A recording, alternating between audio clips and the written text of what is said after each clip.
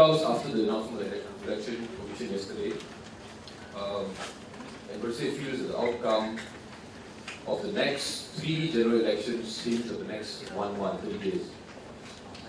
Bersih 2.0 warns Malaysians that the outcomes of the 14th, 15th, and possibly 16th general elections, as well as all state elections except Sarawak, in the next 12 years, may be determined in the next 30 days beginning tomorrow.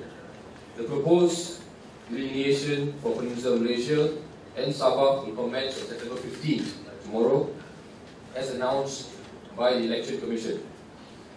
And we feel that inaction or apathy is not an option at all. Bersih 2.0 warns Malaysians that the EC's recommendations, once presented to Parliament at the end of the whole process, will be voted upon with a simple majority by the Dewan Rakyat. This means what appears in the EC's final report is expected to be passed.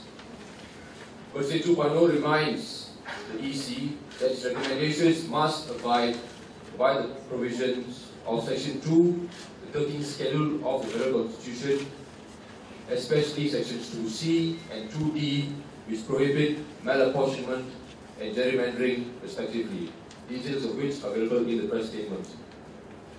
Bersih 2.0 also reminds the EC that the fundamental purpose of constituency delineation is to correct malapportionment and gerrymandering, not worsen it, either as a result of voters' movements and local development or outcome of laws in previous delineation exercises.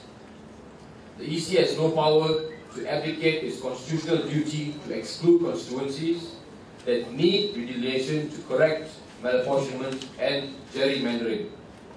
It cannot repeat its unscrupulous conduct in Sarawak, where 38 out of the original 71 state constituencies were excluded from redelineation.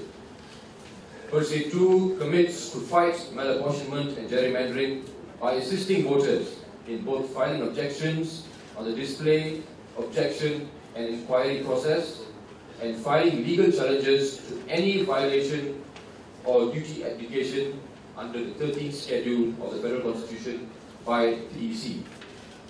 The historic challenge by C. Chi Hao and Paul Spire in Sarawak last year will repeat if the EC is recalcitrant and adamant to violate the Constitution or abdicate its constitutional duty.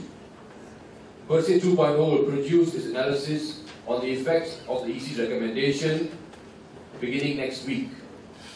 Bersih 2.0 calls all Malaysians to take part in the constitution redelineation process in 3 ways. 1. By assessing the effects of the EC's recommendation, a process of which Bersih will lead along with other civil society groups. 2.